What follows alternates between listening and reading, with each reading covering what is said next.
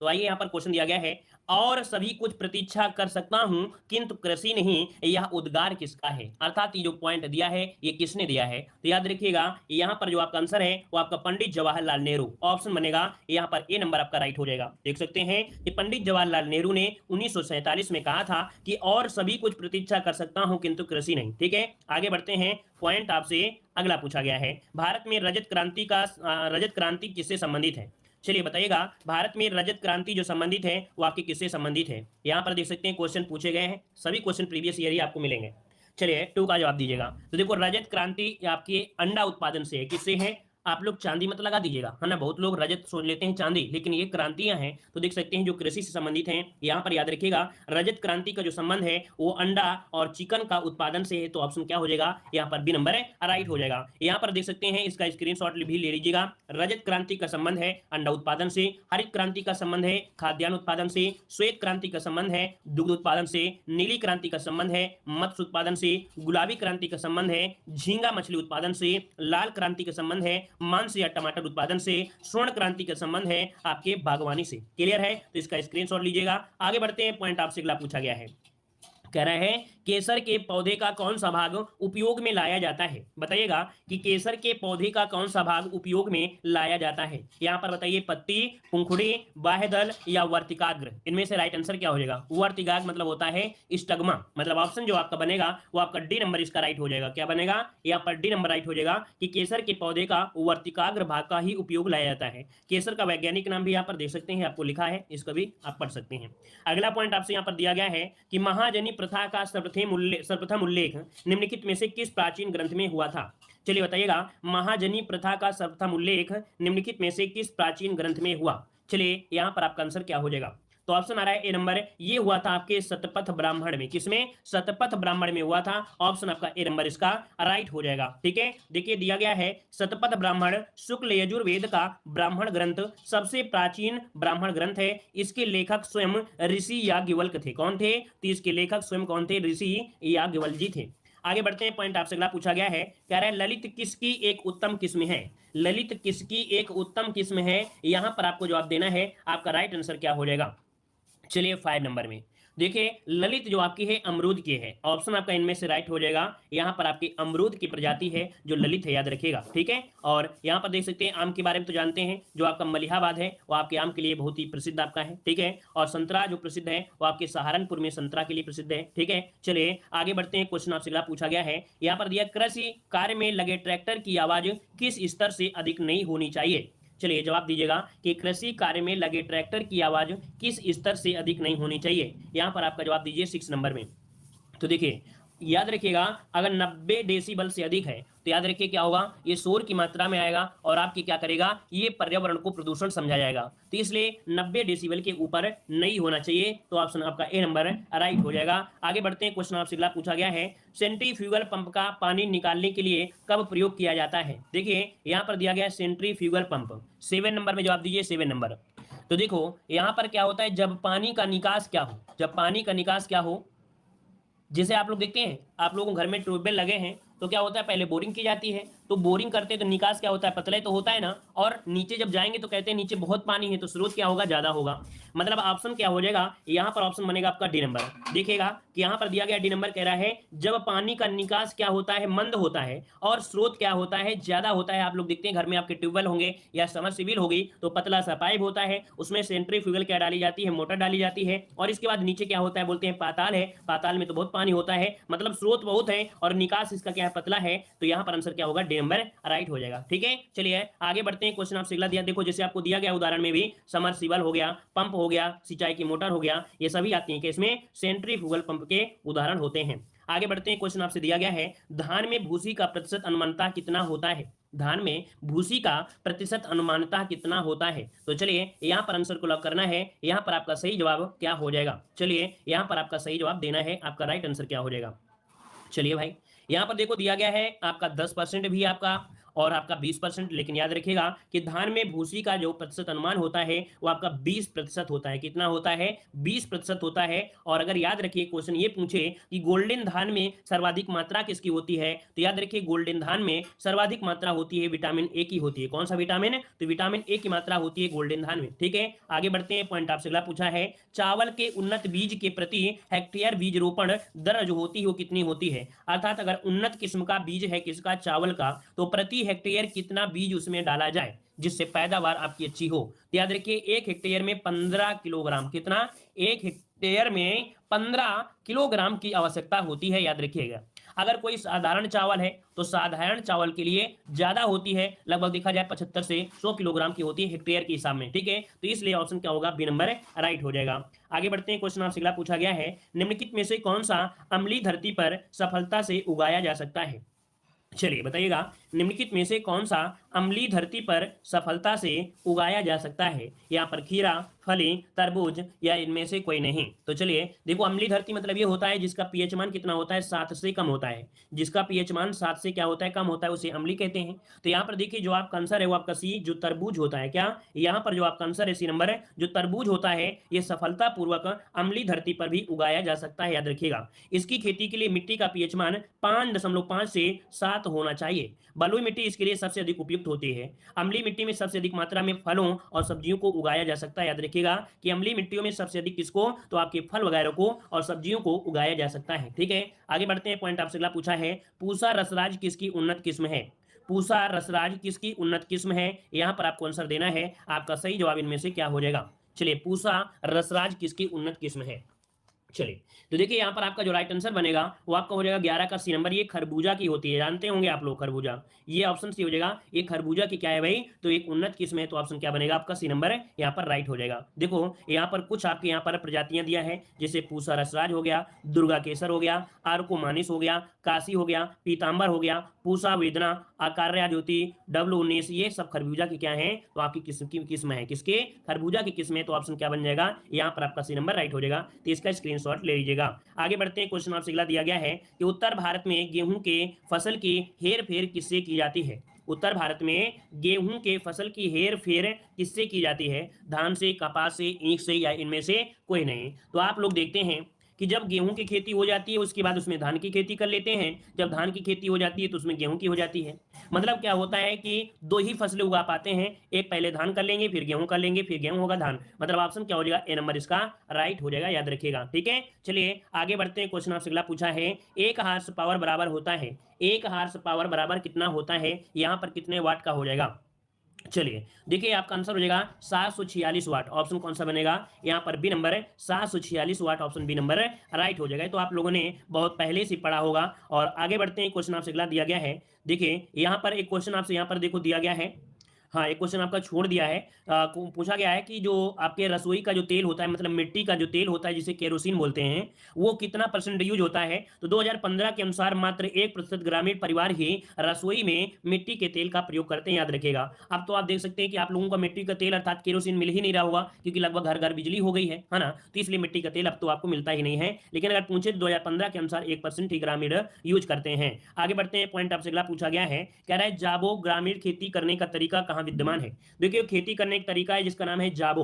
देखिए क्या नाम है भाई? जाबो है। अब ये जो आपका होता है कहां पर होता है? तो ये नागालैंड क्षेत्र में होता है। इसका ऑप्शन बनेगा बी नंबर। नागालैंड क्षेत्र में जाबो खेती आपकी होती है। देख सकते हैं जाबो ग्रामीण खेती, इसमें चावल की खेती की जाती है। नागालैंड की अंगामी उसे होता है, अंगांगी दिया है, अंगामी जनजाति यह महत्वपूर्ण कृषि प्रणाली प्रचलित है। आगे बढ़ते हैं। क्वेश्चन दिया गया है, किसान चैनल का प्रधानमंत्री द्वारा कब उद्घाटन किया गया था? चलिए बताइएगा, किसान चैनल का प्रधानमंत्री द्वारा कब उद्घाटन किया गया था? 19 का जवाब दीजिएगा। तो चलिए देखिए 2015 में, और कब? तो 26 मई। ऑप्शन सी हो जाएगा, 26 मई 2015 को किसान चैनल का उद्घाटन प्रधानमंत्री द्वारा किया गया था। तो ऑप्शन सी नंबर है यहाँ पर राइट हो जाएगा। इससे महत्वपूर्ण आपका जो होगा कि नई तकनीक का प्रसार हुआ, पानी की संचय और जैविक खेती जैसे विषयों की जानकारी को कृषकों तक क्या हुआ? पहुंचाना इसका लक्ष्य था। आगे बढ़ते हैं। पॉइंट आपसे अगला पूछा गया है, निम्नलिखित में से कौन से 2 जुताई के प्राथमिक उपकरण है? जुताई के 2 प्राथमिक उपकरण किन्हें कहा जाता है? यहाँ पर देख सकते हैं आपका आंसर क्या हो जाएगा। तो चलिए देखो, यहां पर दिया है आपका क्या? आपका दिया गया है जुताई के 2 प्राथमिक उपकरण।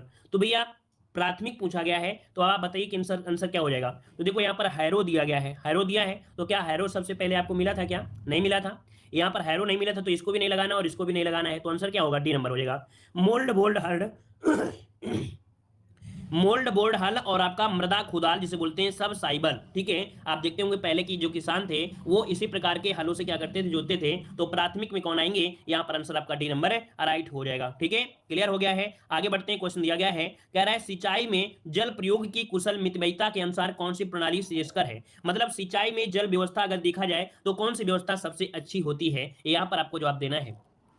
चलिए यहां पर दिया गया है, आपका आंसर हो जाएगा बी नंबर, ड्रिप प्रणाली। याद रखिएगा, अगर आप अपने खेतों में अच्छे से अगर फसल से अगर अच्छा कमाना चाहते हैं, अच्छा उसका रिजल्ट पाना चाहते हैं, तो आप एक साथ उसमें पानी मत लगाइए। आप क्या करिए, खेत में पाइप सिस्टम कर दीजिए और उससे बूंद बूंद पानी गिरने दीजिए, और वो बूंद बूंद पानी ही क्या होगा, उसे बोलते हैं ड्रिप सिंचाई। अर्थात आंसर क्या हो जाएगा यहाँ पर? बी नंबर राइट हो जाएगा, ठीक है। आगे बढ़ते हैं, क्वेश्चन आपसे अगला। इसमें क्या होता है, पानी की भी बचत हो जाती है, 35 से 75% पानी की बचत भी होती है। इससे पानी सीधे जड़ों तक पहुंचता है। सिंचाई की अवधि ऊसर क्षेत्र में, रेतीली मृदा और बागों के लिए अत्यधिक क्या होती, उपयोगी होती है, ठीक है। आगे बढ़ते हैं, क्वेश्चन दिया गया है, मिट्टी का कटाव सर्वाधिक किस प्रकार की मिट्टी में होता है। आप बताइए कि कौन सी मिट्टी में सर्वाधिक कटाव हो जाता है। सर्वाधिक जो कटाव होती है कौन सी मिट्टी में? बालुई मिट्टी में, सिल्टी मिट्टी में, मटियार मिट्टी में, या इनमें से सभी? तो जवाब दीजिए, आपका राइट आंसर क्या हो जाएगा। चलिए यहाँ पर 22 का जवाब दीजिए। तो देखो भाई, यहाँ पर आपको पता है, अगर आपके हाथ में बालू है, क्या है, अगर आपके हाथ में बालू है तो आप सोचिए कि आपकी बालू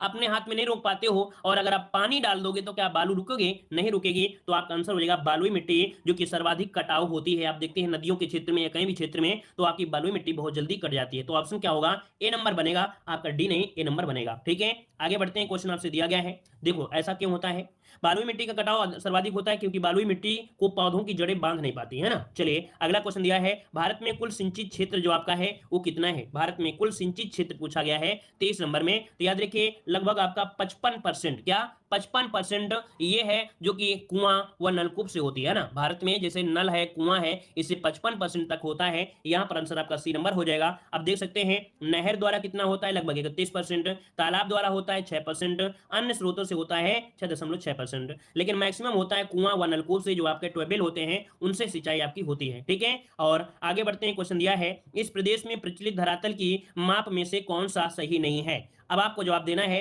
कौन सा माप यहाँ पर सही नहीं है। चलिए जवाब दीजिएगा 24 नंबर में। तो देखिए यहां पर दिया है 20 का चौवांशी बराबर 1 विश्वांशी, ये पॉइंट तो आपका सही है। फिर दिया है 20 विश्वांशी बराबर 10 विश्वा दिया है, जो कि ऑप्शन बी नंबर आपका गलत हो जाएगा, क्योंकि हमने बताया था 20 विश्वांशी बराबर कितना होता है, 1 विश्वा होता है। कितना होता है?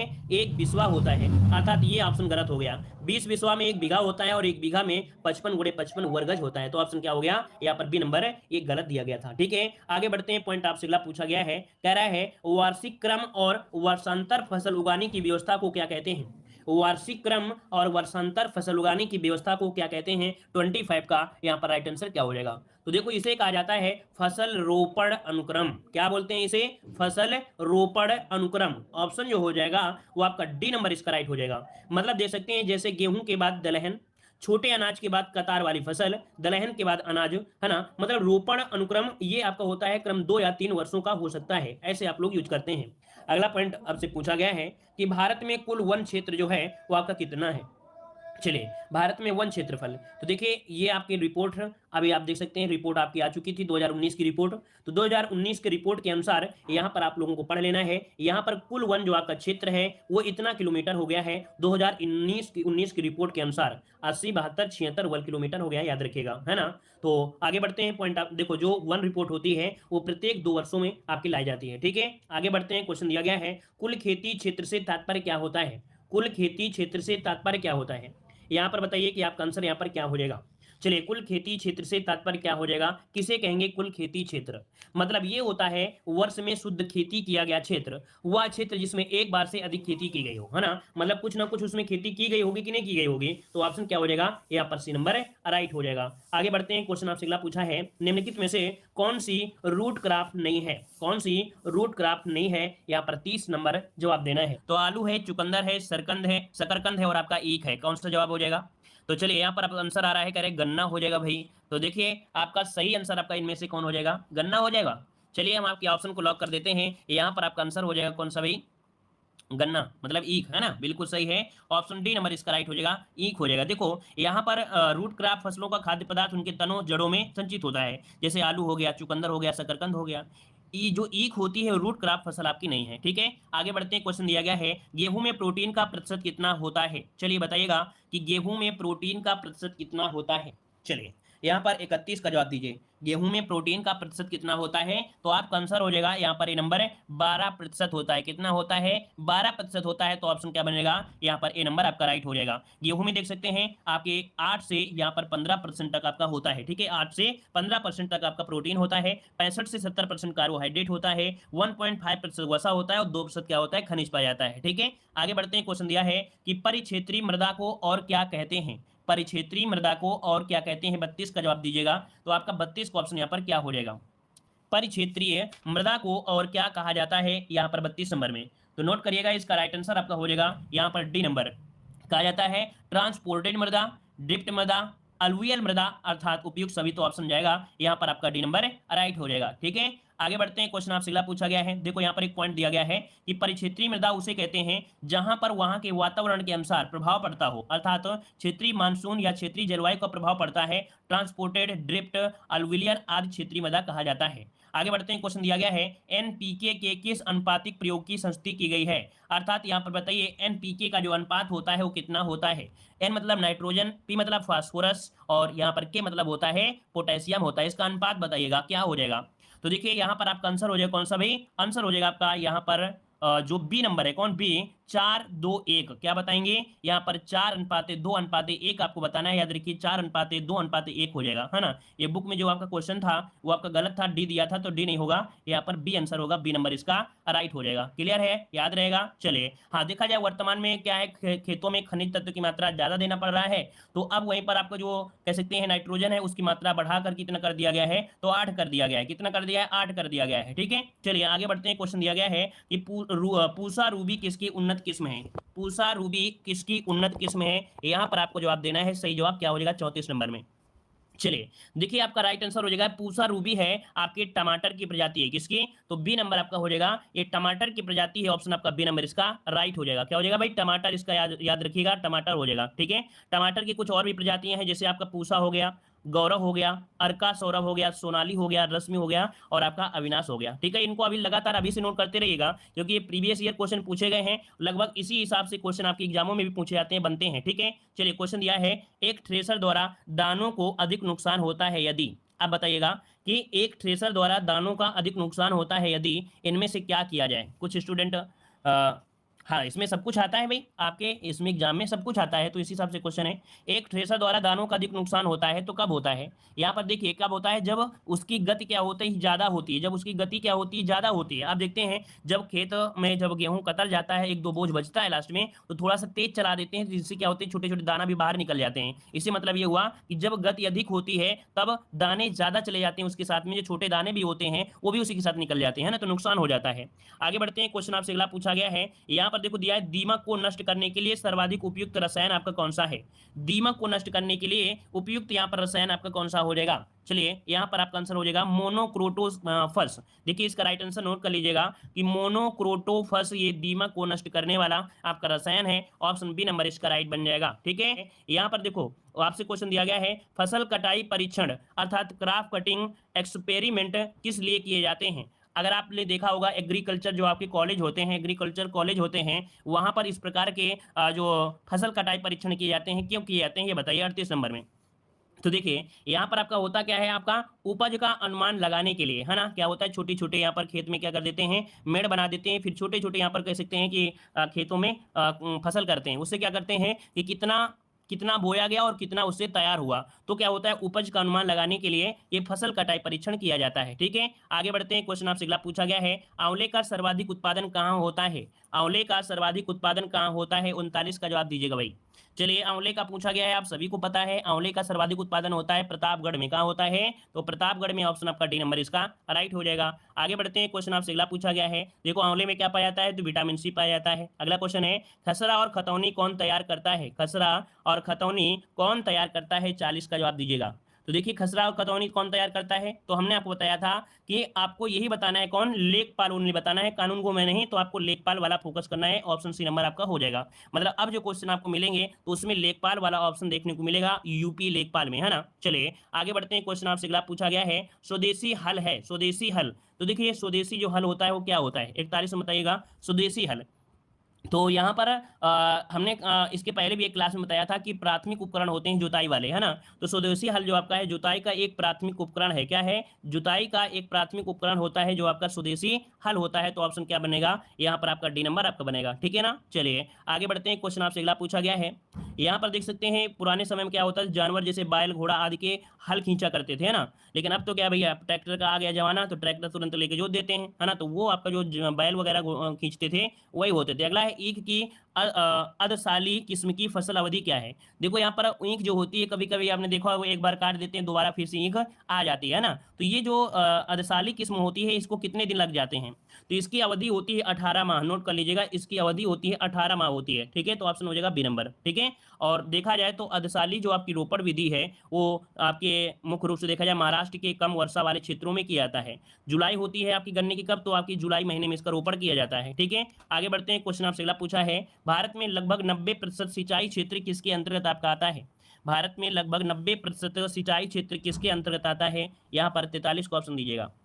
तो देखिए यहाँ पर सिंचाई क्षेत्र आता है कौन सी, सतही क्षेत्र। मतलब क्या होता है, यहाँ पर जो आंसर बनेगा वो आपका डी नंबर हो जाएगा। भारत में क्या होता है, एक खेत होता है, खेत के किनारे से पानी लगा देते हैं और जाने देते हैं चारों तरफ से, तो सतही उसको बोलते हैं। तो ऑप्शन क्या हो जाएगा, डी नंबर आपका राइट हो जाएगा। अगला क्वेश्चन आपसे यहाँ पर दिया गया, देखो आपसे यहाँ पर पॉइंट दिया है, अगर नलकूप कुआं पूछे तो आपका इतना परसेंट होता है ना, और आपके नहर से देखे तो इतना परसेंट होता है, तालाबों से सिर्फ 6% लगभग होता है। भारत की जो मानसून है वो कृषि पर निर्भर करती है, ठीक है। मुख्य स्रोत देखा जाए तो वर्षा का जल ही होता है। आगे बढ़ते हैं, क्वेश्चन दिया गया है, निम्नलिखित में से कौन सा वृक्षी सब्जी है। अब बताइए इनमें से कौन सी वृक्षी सब्जी है, बसेला, मेथी, करी पत्ता या भारतीय पालक।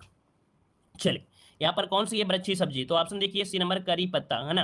करी पत्ता आपने देखा है कि नहीं देखा है, कढ़ी वगैरह बनती है जिसे राशन कहीं कहीं पर बोलते हैं, है ना। तो याद रखिए जो करी पत्ता होता है मधुमेह रोग के लिए लाभदायक होता है, जिसमें जो मधुमेह रोग का अर्थात डायबिटीज का बीमारी होता है, बीमार होता है ना, तो उस रोगी के लिए करी पत्ता क्या होता है, बहुत ही लाभदायक होता है। तो ऑप्शन आपका सी नंबर इसका राइट हो जाएगा। अगला क्वेश्चन दिया है कि तेज हवा की गति कितनी होती है, तेज हवा की गति जो होती है वो कितनी होती है, यहाँ पर 20 मील प्रति घंटा, 30 मील, 40 मील या 15 मील। तो आप लोग क्या जवाब देंगे, तो देखिए तेज हवा की गति होती है 30 मील प्रति घंटा, इसका ऑप्शन देना है बी नंबर, ठीक है। यहाँ पर आपका आंसर देना है बी नंबर, 30 मील प्रति घंटा होती है, याद रखेगा, ठीक है। देखो यहाँ पर दिया गया है कि 25 से 30 मील घंटा हो जाएगा, है ना। अगला क्वेश्चन आपसे दिया गया है, कह रहा है भारत में कुल कितने गांव हैं। तो देखो यहाँ पर भारत में कुल कितने गांव हैं, मैक्सिमम जो ऑप्शन आपका है वही आप लोग लगा सकते हैं, क्यों, क्योंकि जनगणना 2011 के अनुसार ही तो आप बताएंगे, है ना। जनगणना 2011 के अनुसार ही तो आप लोग बताएंगे, तो आपका ऑप्शन सी नंबर इसका राइट हो जाएगा। वैसे 2018 में भी क्या है, एक आपकी रिपोर्ट आई थी जो कि विश्व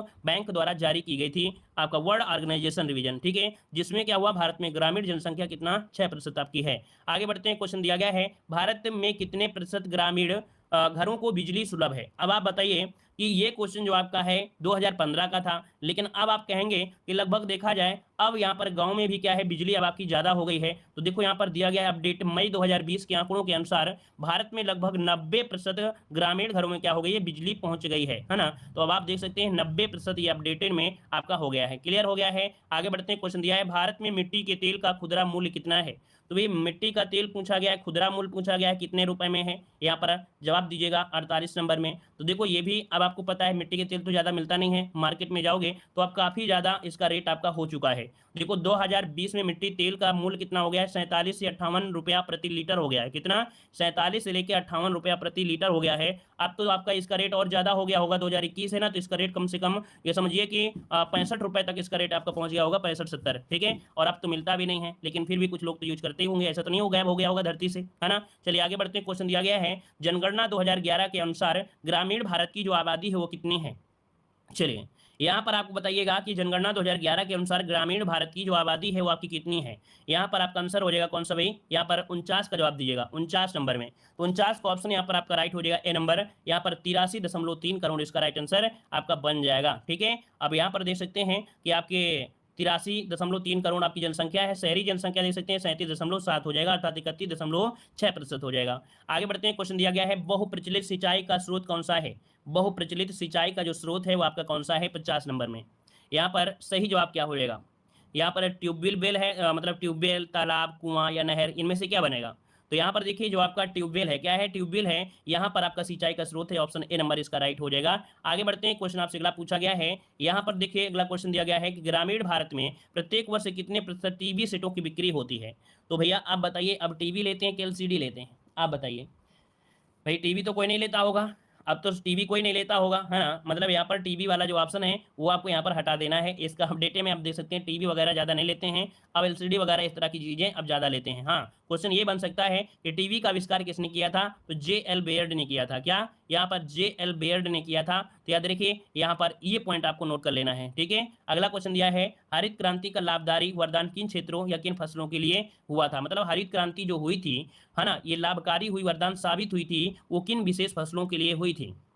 गेहूं चावल, बिल्कुल सही है यहाँ पर गेहूं और चावल के लिए, तो ऑप्शन सी नंबर इसका राइट हो जाएगा। आगे बढ़ते हैं, क्वेश्चन आपसे दिया गया है, यहाँ पर देखिए अगर क्वेश्चन पूछे कि भारत में जो देख सकते हैं कि जो आपके थे वो आपके कौन थे, जो कह सकते हैं हरित क्रांति का जनक कहा जाता है। भारत में हरित क्रांति का जो जनक कहा जाता है वो किसे कहा जाता है, चलिए बताइएगा। यहाँ पर देखो डॉक्टर नॉर्मन बोरलॉग हैं, डॉक्टर नॉर्मन बोरलॉग ये जो आपके हैं वो विश्व में माने जाते हैं डॉक्टर हरित क्रांति के, लेकिन भारत में माने जाते हैं स्वामीनाथन को। भारत में माना जाता है स्वामीनाथन को माना जाता है, जो कि आपको दिया है कि भारत में इसके जनक हैं एम.एस. स्वामीनाथन, आपके हो जाएंगे हरित क्रांति के, ठीक है। आगे बढ़ते हैं, क्वेश्चन दिया गया है कि ग्रामीण भारत में सर्प की कौन सी प्रजाति अधिक संकटपन की है। तो चलिए बताइएगा कि ग्रामीण भारत में सर्प की कौन सी प्रजाति अधिक संकटपन है। 53 का जवाब दीजिए, 53 नंबर की जवाब दीजिए, क्या हो जाएगा। तो चलिए यहाँ पर देखिए घरों में क्या होता है, घरों में जो होते हैं कौन से, तो आपके रसेल वाइपर, कौन, रसेल वाइपर हैं। अदर जो आपके जो सांप होते हैं वो जंगल वगैरह में आपको ज़्यादा मिल जाएंगे, लेकिन अब घर जो हो गए हैं वो पक्के हो गए हैं। क्या, घर जो हो रहे हैं लगभग पक्के हो रहे हैं, तो कच्चे घर तो कम हो रहे हैं, है ना। तो वहाँ पर चूहे छिपने की भी जगह नहीं मिलती है, मतलब यहाँ पर रसेल वाइपर है, ये आपकी संकटपन है। तो ऑप्शन क्या हो जाएगा, यहाँ पर डी नंबर इसका राइट हो जाएगा, ठीक है। चलिए आगे बढ़ते हैं, क्वेश्चन आपसे अगला पूछा गया है कि अधिया और बटैया शब्दों का प्रयोग किस अभिप्राय में किया जाता है। अधिया और बटैया शब्दों का प्रयोग किस अभिप्राय से किया जाता है, यहाँ पर जवाब दीजिए। 54 का आपका राइट आंसर क्या हो जाएगा। चलिए, तो कहाँ पर होता है भाई, ग्रामीण ऋण में या फसल की साझेदारी में, कृषि कार्य बैठक में, या आपका बी और सी दोनों। चलिए 54 नंबर में आपका राइट आंसर क्या हो जाएगा। चलिए भाई सभी लोग जवाब दे रहे हैं, ए नंबर, ए नंबर हो सकता है क्या भाई, ग्रामीण ऋण कह रहे हैं, ग्रामीण ऋण होता है क्या, ग्रामीण ऋण, क्या हम सही कर दें, लॉक कर दें। भाई ग्रामीण ऋण की बात मत करिए, यहाँ पर बात करिए कि जब फसल की साझेदारी होती है तब बटाई करते हैं, और जो कृषि कार्य की जो बैठक होती है तो वहां पर भी होता है। तो ऑप्शन हो जाएगा डी नंबर, बी और सी दोनों इसका राइट आंसर हो जाएगा, है ना। बटाई जिसमें खेत को ठेका पर दिया जाता है या कृषि कार्य के ठेका का समझौता होता है। अगला क्वेश्चन दिया है, सिराजी और बसरा किसकी उत्तम प्रजातियां हैं। सिराजी और बसरा किसकी उत्तम प्रजातियां हैं, यहाँ पर जवाब दीजिए। ये है आपके कबूतर की है, याद रखिए कबूतर की, जो कि शांति का प्रतीक माना जाता है। तो आंसर क्या हो जाएगा, ए नंबर है। सिराजी और बसरा किसकी प्रजाति है, आपकी कबूतर की हैं। तो आप लोगों को ये से ये पता चल रहा होगा कि प्रीवियस ईयर क्वेश्चन पढ़ने से ये पता चल रहा है कि यहाँ किस प्रकार के क्वेश्चनों पर ध्यान देना है ना, किस प्रकार के क्वेश्चनों पर ध्यान देना है, ये आपको देना है ना। चलिए कह रहे हैं ये क्या होता है, समझ में नहीं आ रहा है यार। अधिया और बटैया, बटाई करना है तो आप बांटेंगे तो कैसे बांटेंगे, और ये भी नहीं समझ में आ रहा है। मतलब जो चीज़ आपके दिमाग में है कि हमें आता है, लेकिन उसी पर फोकस करेंगे। नहीं बात आता है तो भाई बटाई करना जानते हो, घर के बंटवारा जानते हो कि नहीं जानते हो। घर में दो भाई होते हैं तो घर का बंटवारा होता है, वैसे बंटवारा समझ लीजिए, अधिया बटैया आधे कर लीजिए, ठीक है। चलिए, भारत में सर्वाधिक और सबसे महत्वपूर्ण मिट्टी समूह कौन सा है। भारत में सर्वाधिक मिट्टी समूह जो आपकी है वो आपकी कौन सी है, यहाँ पर जवाब दीजिए। अगर कभी भी क्वेश्चन पूछे तो आपको ये जवाब देना है, जलोढ़ मिट्टी। हाई स्कूल में पहला ही क्वेश्चन आपसे मिलेगा कि भारत में सबसे महत्वपूर्ण मिट्टी का कौन सी है, तो आपकी सबसे ज्यादा मिट्टी जलोढ़ मिट्टी होती है। कौन, जलोढ़ मिट्टी होती है, ठीक है। आगे बढ़ते हैं, क्वेश्चन आपसे अगला पूछा गया है, यहाँ पर देखिए जलोढ़ मिट्टी जो आपके भारत में है लगभग आपकी 43.4% क्षेत्र पर आपकी पाई जाती है, या नदियों द्वारा बहाकर लाई गई मिट्टी होती है, जिसमें पोटास व चूना की बहुलता होती है, और नाइट्रोजन, फास्फोरस और ह्यूमस की क्या होती है, कमी होती है, ठीक है। अब जो ये जलोढ़ मिट्टी होती है दो प्रकार की होती है, बांगर और खादर। बांगर मतलब होता है पुरानी जलोढ़ मिट्टी, खादर मतलब होता है नई जलोढ़ मिट्टी। अगर क्वेश्चन पूछे कि खादर क्या है तो नई जलोढ़ मिट्टी को बोलते हैं, और अगर पूछे बांगर क्या है तो पुरानी जलोढ़ मिट्टी को कहते हैं। आगे बढ़ते हैं, क्वेश्चन दिया है, आंधी में हवा की गति कितनी होती है। आंधी में हवा की जो गति होती है वो आपकी कितनी होती है, यहाँ पर 57 का जवाब दीजिए भाई।